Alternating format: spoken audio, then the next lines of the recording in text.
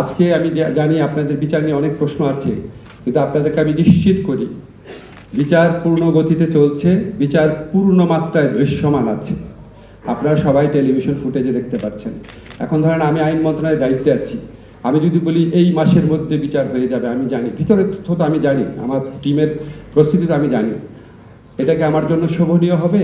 আমাদের তো বিচারটা গ্রহণযোগ্য করতে হবে, আমাদের বিচারটা প্রচণ্ডভাবে গ্রহণযোগ্য করতে হবে। শেখ হাসিনার ফ্যাসিস্ট যে দল, সেই দলের লোকজন হাজার হাজার কোটি টাকা নিয়ে বসে আছে।